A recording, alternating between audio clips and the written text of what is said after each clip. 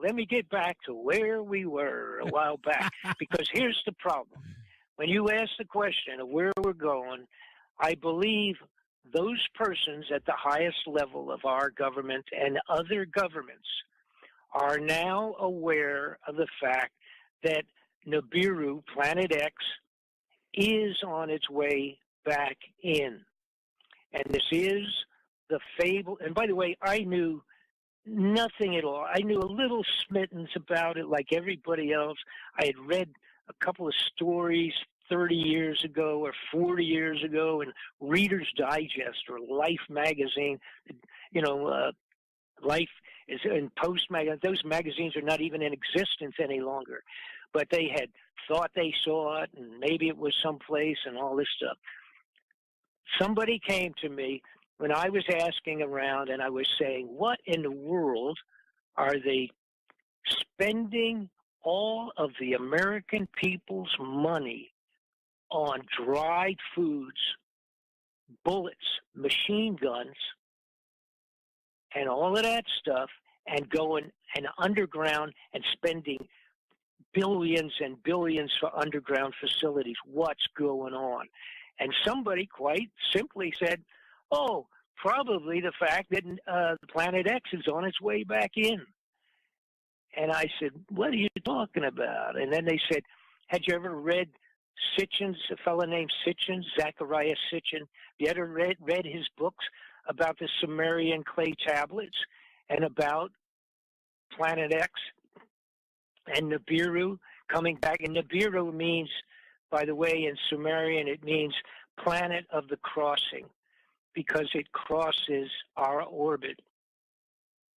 And I said, well, I know a little bit. And they said, well, you got to look at this and talk to this guy and talk to that guy and talk to these people over here that have been studying this thing for 20 years.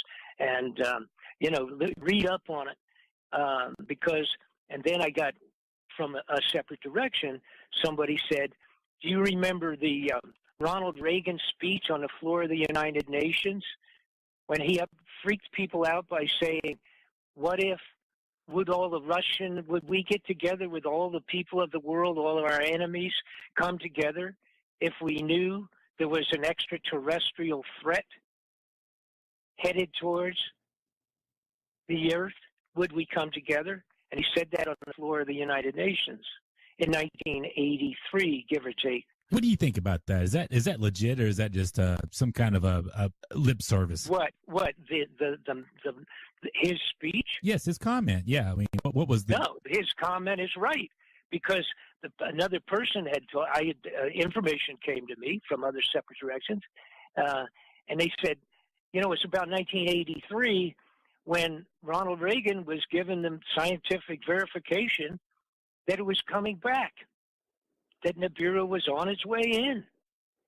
All right? Now, think about this now, timing and everything. That's 83. 87 was the Iran-Contra hearings. All right? Now, Reagan was still in at that time, or George Bush, whichever. George Bush, it's, like a second term for him because he was vice president with Ronald Reagan, right? And then just rolled into the presidency. All right? Now, during the Contra hearings,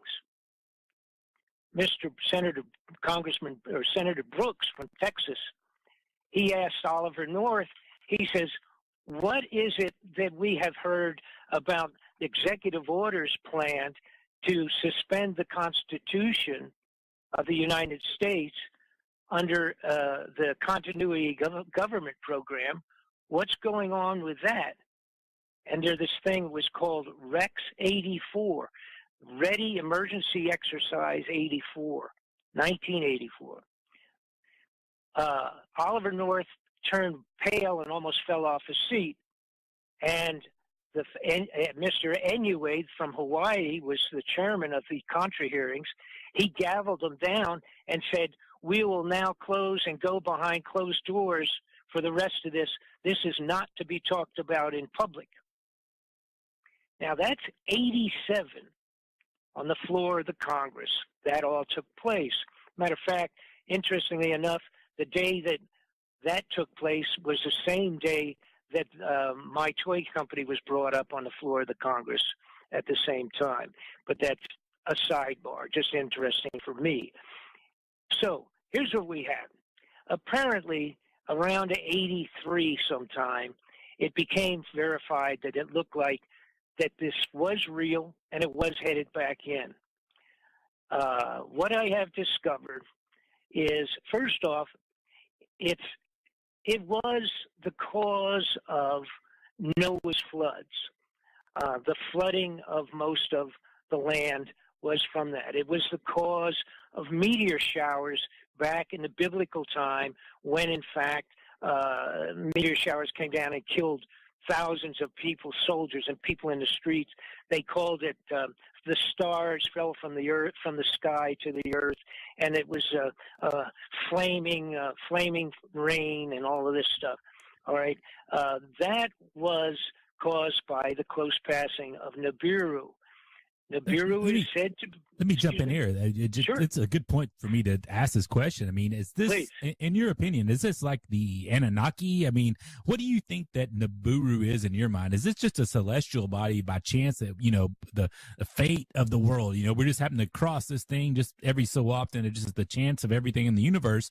Or is there something more nefarious there? Is this thing you know, there's rumors out there it's a craft. It's actually being piloted. You know, there's a whole lot of stuff. I don't want to get, no, as far as I'm concerned, and now I ended up, see, once I got into it and I read some really brilliant, shocking things.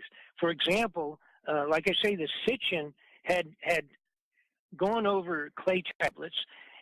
Sumerian clay tablets were like 4,000 years old, 3,000 years old, and read this story, and it included the arrival of this planet Nibiru, approximately 5 times the size of Earth in dimension. It has 4 or 5 moons, apparently, that travels with it, around it, kind of like its own little solar system. But it is the equal to, I like to compare it to, although it's a planet, it is a planet, big, or, you know, it's big, and it is a planet. And it is in an extreme, long, elongated orbital configuration. But I like to compare it to Halley's Comet, which comes around every 75 years, been logged in every 75 years, and they know when it's coming. And it came a little while back, zipped around the sun, and went back out again. But that's simply a comet. All right, and it's interesting to watch. Then they discovered in the 70s a thing called the Hale-Bopp comet, which had never been seen before. But then they saw it, and here it came, and it came around and then zipped around. It was bigger in size than the Halley comet, went around the sun and back out again. And then they said, well, if they did all the math and all the rest of that, that one is on a 4,200-year orbit. And it was, you know, so obviously with nobody around the last time that happened. Well, there was, but they weren't very well educated, so to speak, 4,200 years ago. But that's when it's going to come around again, according to science and astronomy and mathematicians.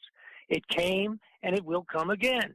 All right. Now, I use that as an example because when I first heard about the potential of a 3,000-year orbit of Nibiru, I originally, not being an astronomer, I thought, wow, that's got to be nuts stuff. You know, that's crazy.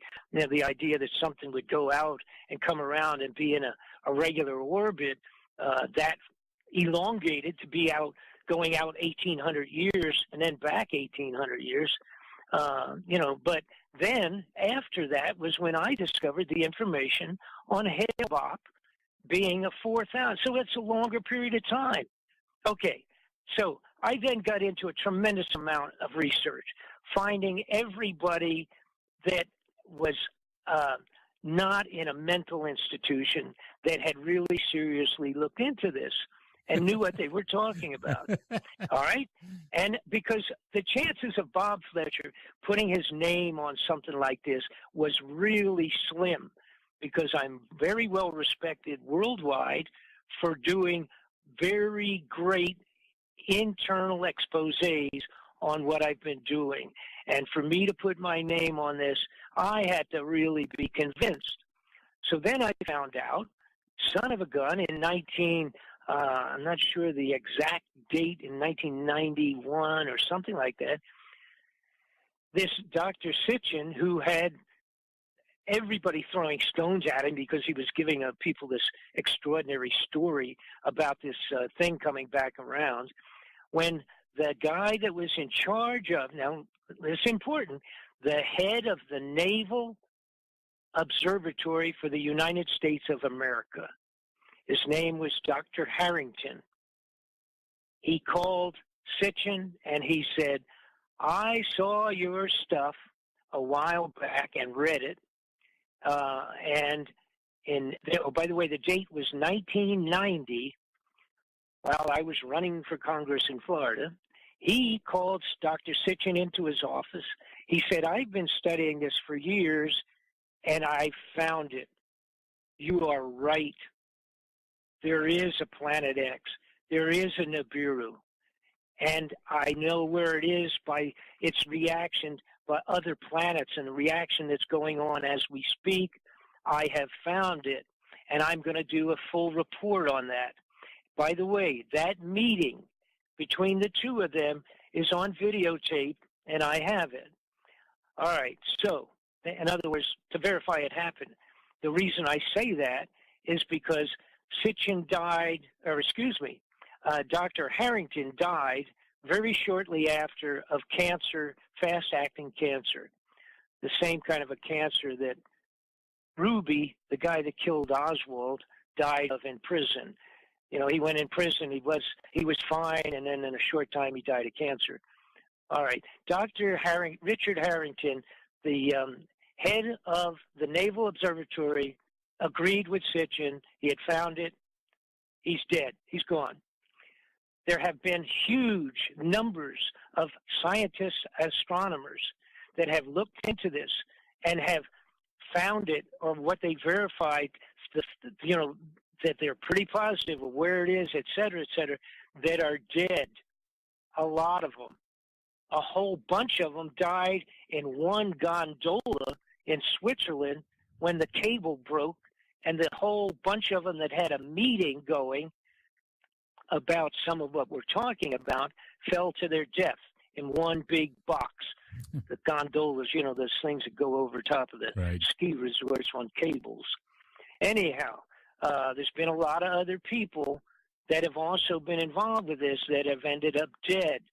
The only people that count are that might bother the bad guys are the people that might be of very high level, well-known, important personalities, and many of them have been killed when they have finally come around to realizing that this may be returning. Now, I looked also into the people that had done research. For years, we had people done their entire lives on trying to do legitimate research on this Nibiru. Now, what had happened is some of the best stuff is by Chinese. The Chinese, what we would call ancient astronomers in China that worked for the emperor in China. And if they made mistakes when they were studying the stars, he cut their heads off. So they were very cautious in terms of what they did. The Chinese astronomers back to antiquity have extreme records written about the dragon that flew across the sky, when it happened. They literally traced it and tracked it on one of its passes. They traced it for like 25 days and exactly where it was, et cetera, et cetera. Now, as you said, it's written in the Bible. It's called wormwood in the Bible. It is written in Revelations, the descriptions in Revelations. There are whole extreme amounts of biblical reports on this thing.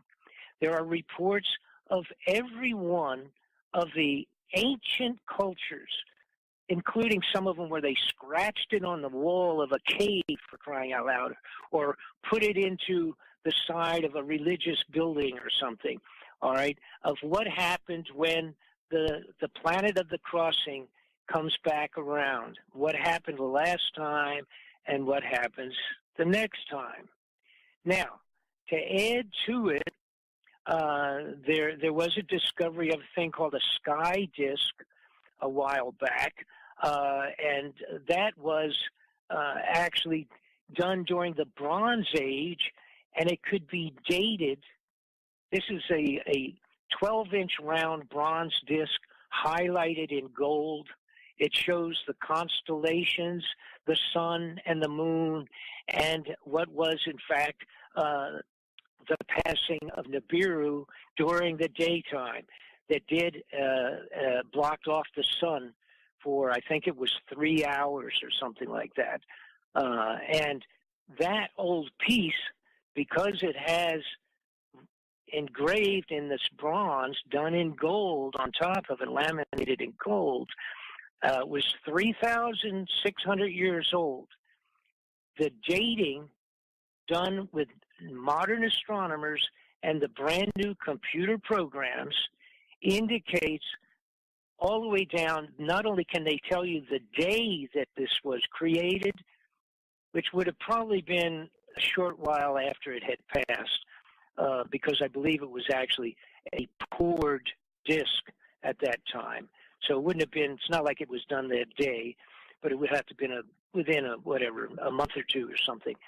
But the new programs that astronomers have now, when you input the locations of the galaxies that are indicated on this disk in gold, where they're located to each other, it came out to even give it was the fact that it was done not only 3,600 years ago, but at 8:35 in the morning on a given day. So that's how accurate the new computerization is on astronomy information. Now, what I'm saying here is there's this whole unbelievable barrage of historic information on the return of Nibiru and how its effects are felt, et cetera, et cetera. So again, I got into studying all of those and getting with several people that are, in fact, and have been studying this for years. There's two different thoughts on it, two groups of thoughts, both of them put together by groups that are should be respected, and put it that way. And one of them has been done by a group that's got into not only studying the Chinese, but the Bible in detail on where it describes these events. The feeling of one group is that it is on an elongated orbit, that it may be on our plane, what they call the plane of the ecliptic, which is reasonably flat, that all of our planets are on, give or take a couple million miles, I guess, up and down, left and right. But basically, it's fairly flat. Some people, one group feels that it's on that plane and will come in on that plane and go around the sun and back out. There are others that feel that it will be coming in from a 30-degree angularity off of our plane of the ecliptic, coming in on the same kind of an orbit, but coming in at 30 degrees off. This will affect maybe how long we would be affected and exactly when, etc.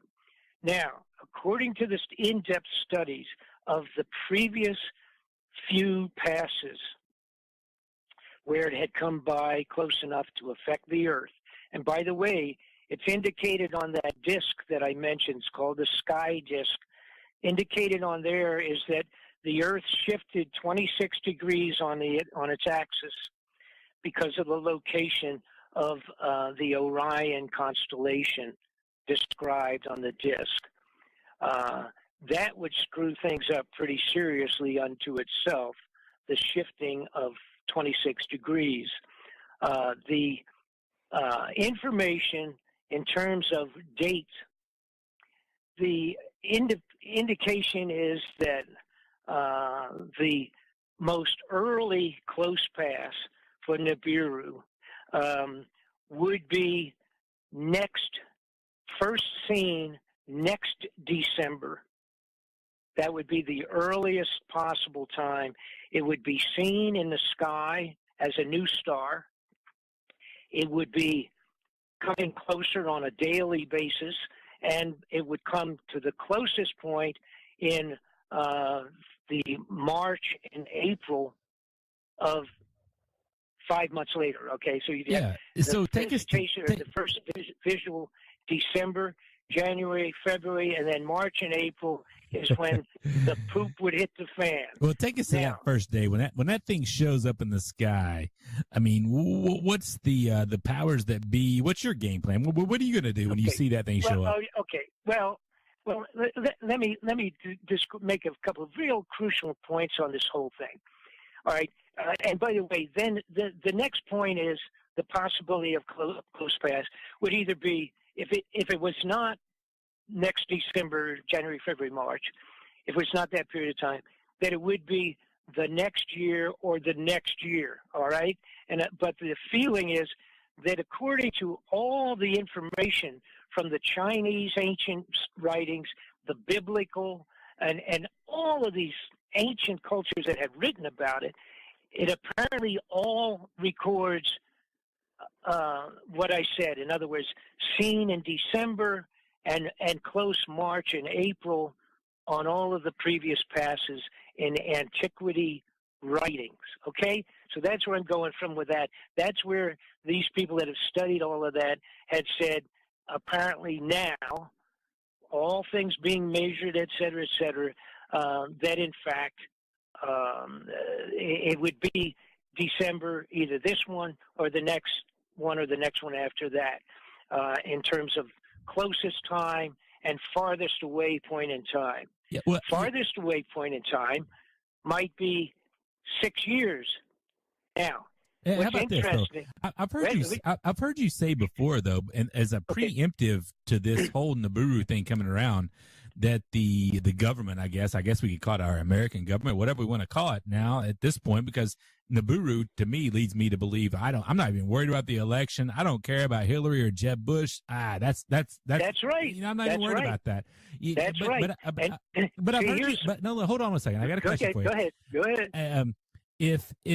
If we looking at this thing down the barrel, I've heard you state before somewhere, read it somewhere, that you said that martial law has got to be the preemptive thing to this whole thing. So can you go into that a bit for us? Yeah, absolutely. And that was the next thing I was getting to. You're 1 page ahead of me all day long here. Okay. So the point, and first off, see, for the people that say, well, and I'm not even going to go there. Let me just go the direction we're going. All right. There is no way that the corrupted government, who is ahead of us, they've got the infrared telescopes, they've got the planet, they've got satellites they've put up in the last 10, 15, 20 years, headed out, going out, taking pictures way out there with infrared and shooting it back to them. We have no access to that whatsoever.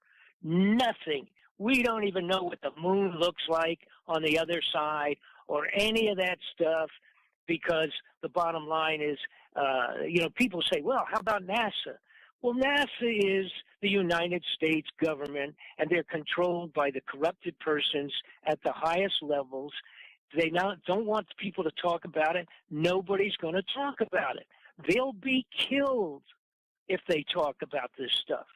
What we're talking about here is The bottom line being that those corrupted persons that are better informed than we are, because we don't have the equipment, they can never, ever announce to the world that there's something like this coming in.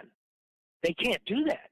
And if you just stop and think, just simply apply logic to it, okay, as soon as it's verifiable that something like this is coming through, that may, number one, we may pass through its tail twice.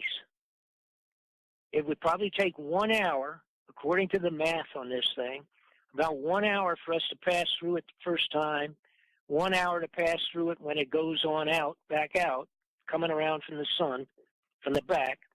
All right? During that period of time, we would have meteor showers that you don't even want to try to describe on the face of the earth, period. We will have electronic interference, the potential of all electronics being shut down even a week before it gets at its closest point would be very likely, because it will, for one thing, it has already affected the sun, causing it to act crazy for about 2 years now. It's already affected livestock. How many millions of fish and birds and stuff in the last 2 or 3 years, and whales, have all died, and they couldn't figure out why? The bees, what's wrong with all the bees? They disappeared. It's got to do with gravity and magnetics and et cetera, et cetera. All right. The little deal, the little piece of microscopic directional thing that's in the head of a bee and in the head of a bird and in the head of a whale that's caused them all to run into brick walls and they didn't even know they were there. All right? So that's, I think, and many people agree with me, that's an effect already of Nibiru. The idea of telling the people cannot happen. Number one, you can't do that. I mean, you'd be completely insane. You have to use logic, like I said. People go completely crazy and berserk. I mean, on the entire globe, if they all of a sudden saw it.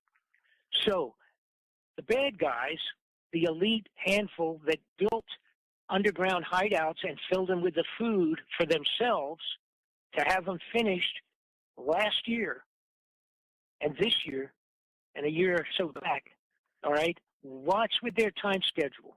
What is with that? See?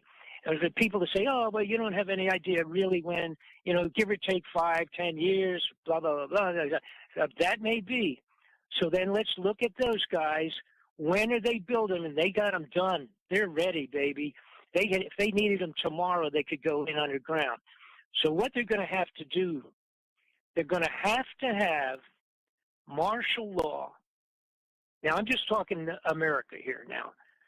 They're going to have martial law control in the United States before it becomes visible.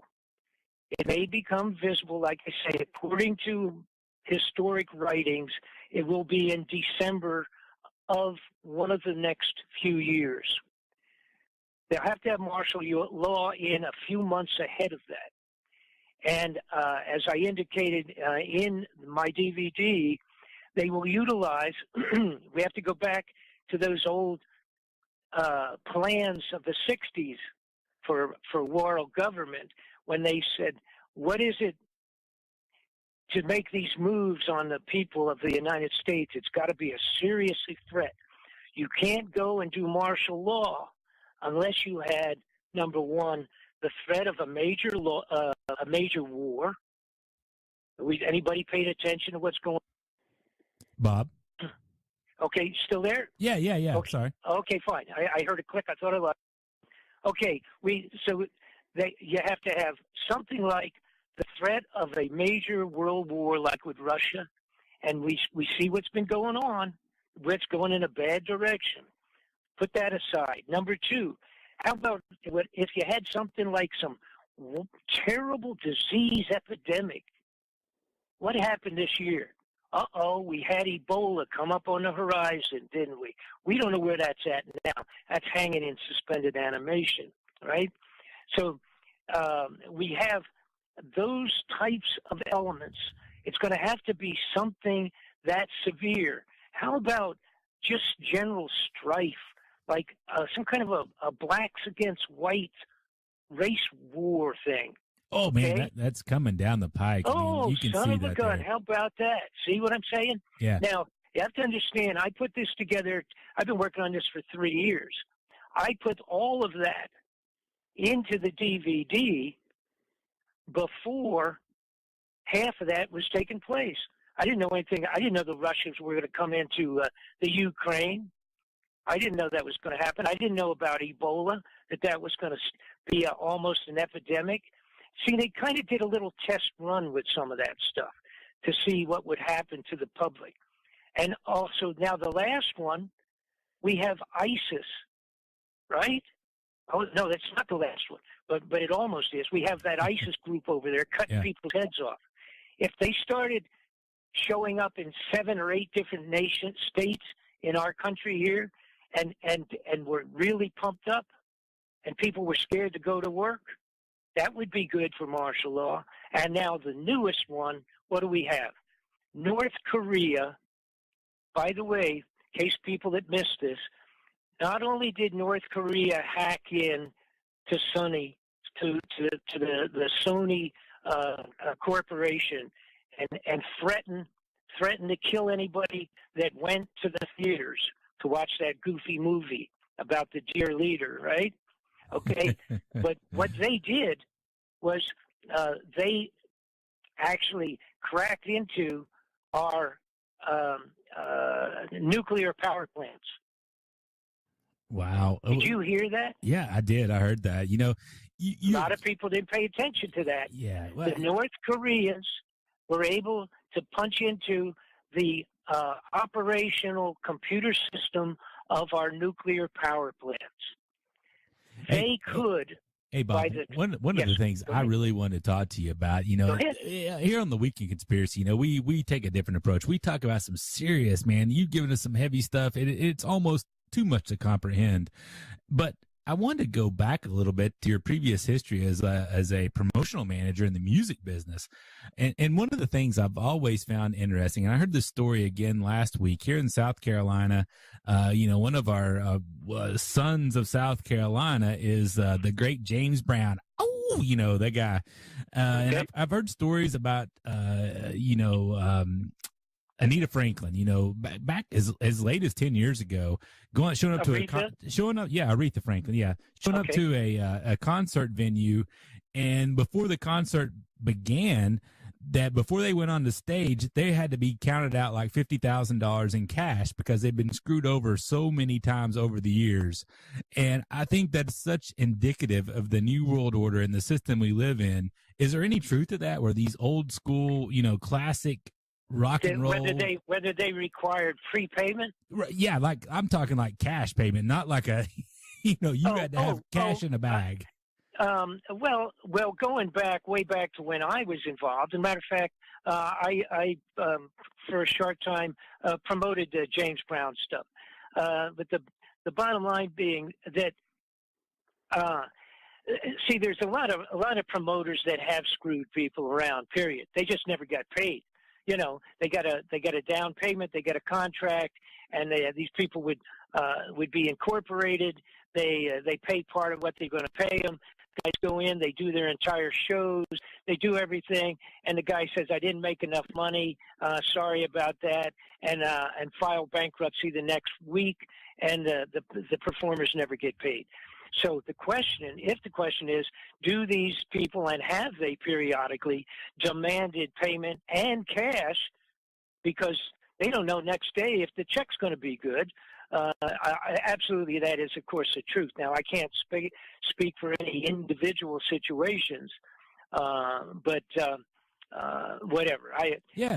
That's absolutely that kind of stuff. And by the way, sometime if you want to have a great, more relaxed program, I'll come back on and we'll talk some music stuff. I'll give you some stories in the music industry that occur. And I must also add, my one son has for over 30 years managed one of the biggest recording studios in the world. He is still there and has recorded everybody. Oh my gosh! And he's still there. That's just what I wanted to hear.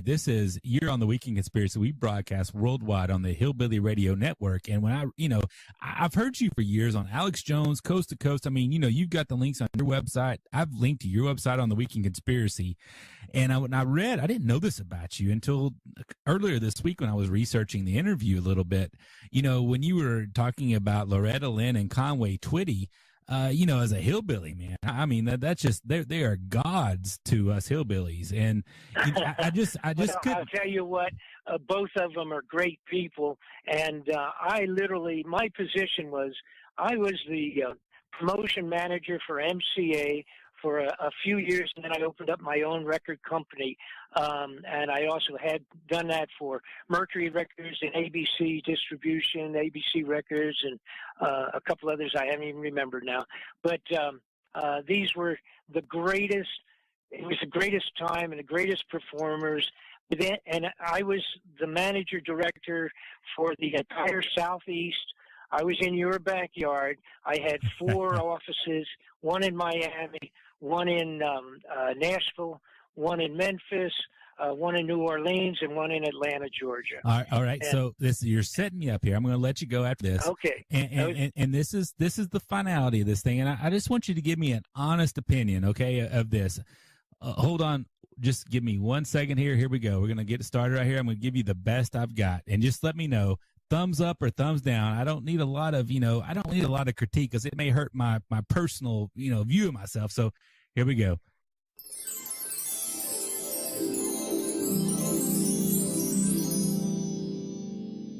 Night moon was drifting through the lazy sway of trees.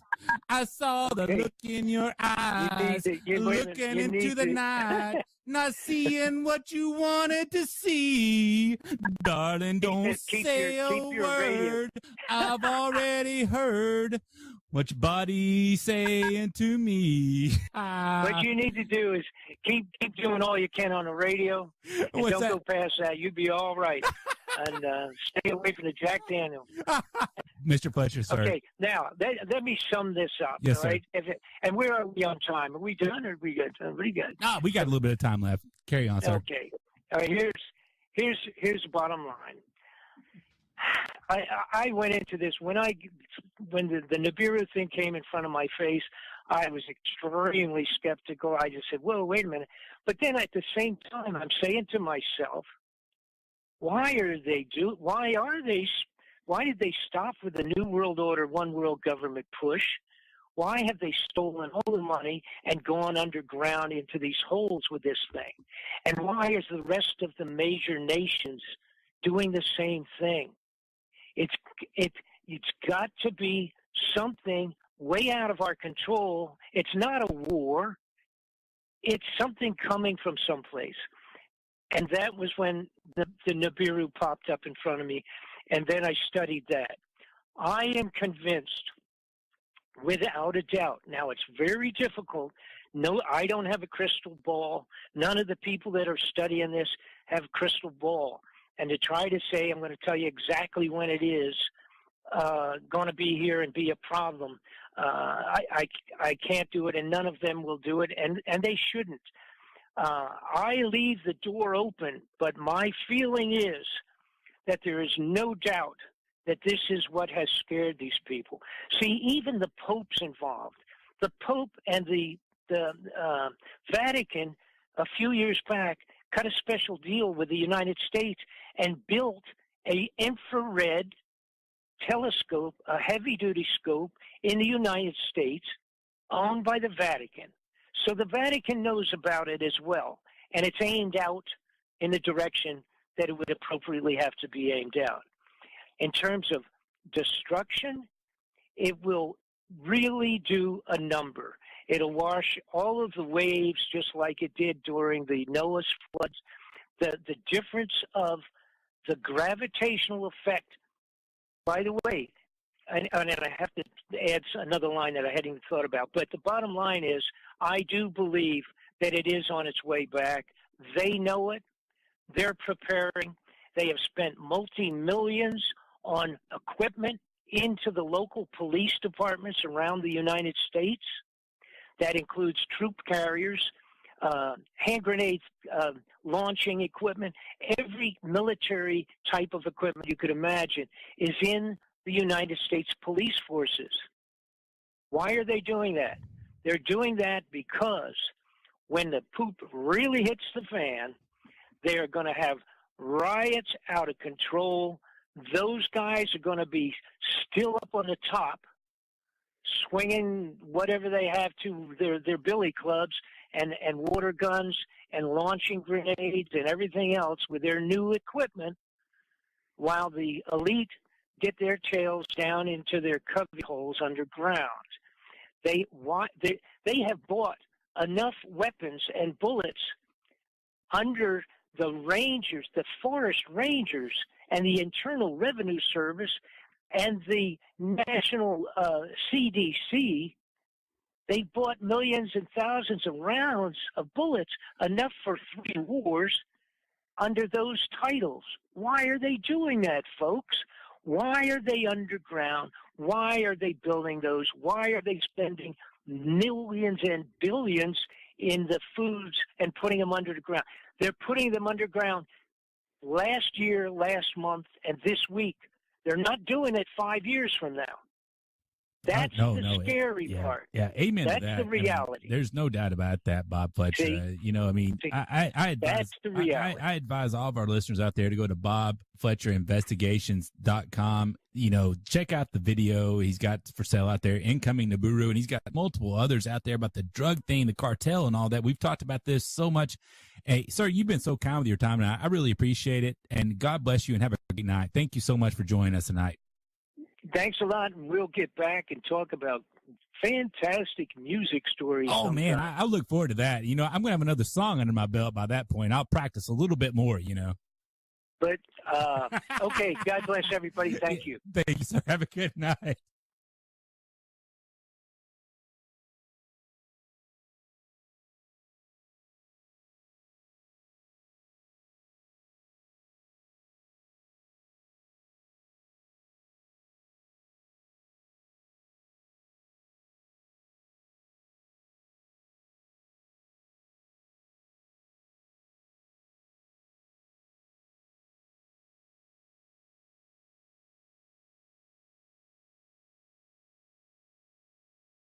A separate direction, somebody said, do you remember the Ronald Reagan speech on the floor of the United Nations when he freaked people out by saying, what if, would we get together with all the people of the world, all of our enemies, come together if we knew there was an extraterrestrial threat headed towards the earth?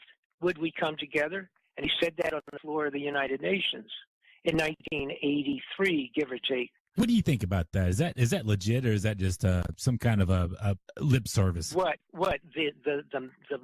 his speech? Yes, his comment. Yeah, I mean, what was the? No, his comment is right, because another person had information came to me from other separate directions, and they said, it's about 1983. When Ronald Reagan was given the scientific verification that it was coming back, that Nibiru was on its way in. All right? Now, think about this now, timing and everything. That's 83. 87 was the Iran-Contra hearings.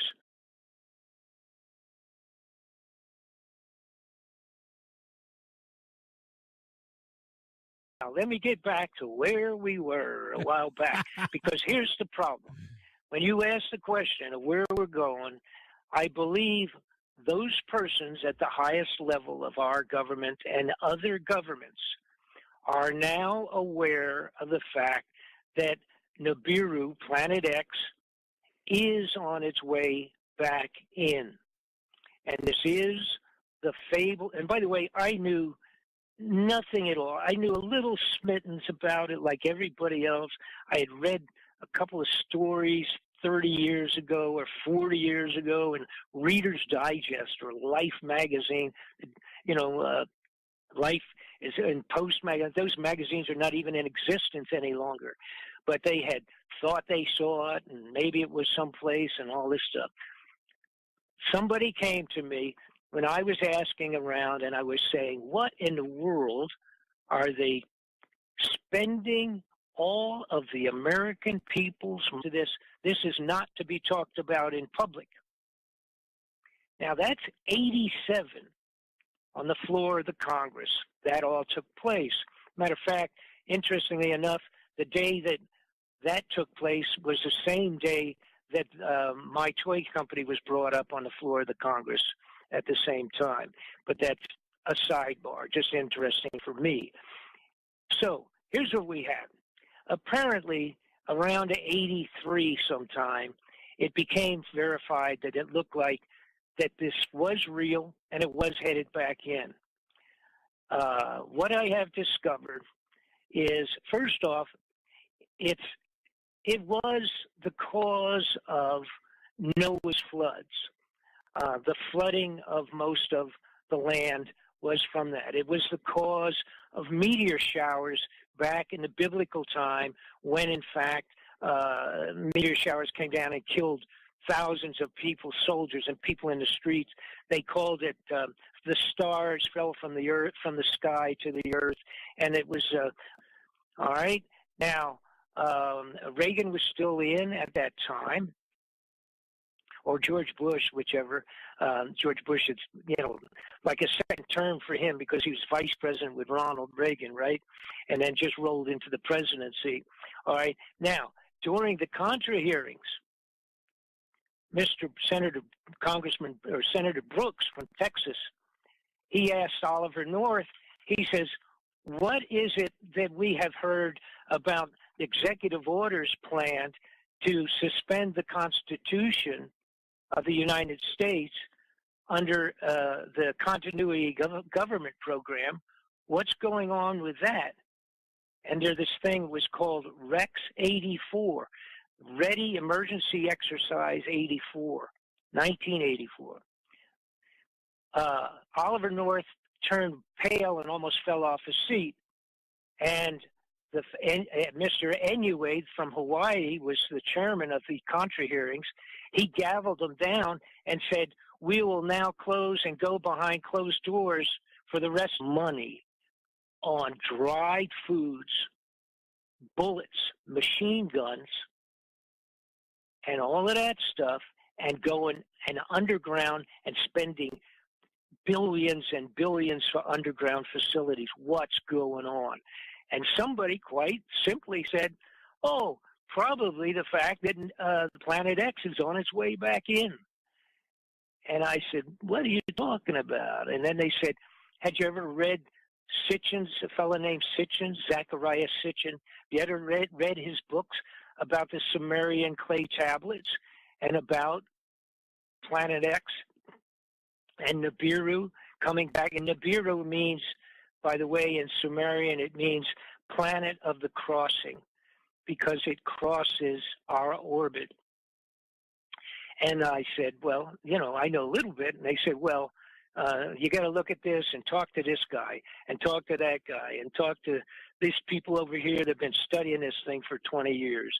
And, read up on it." And then I got from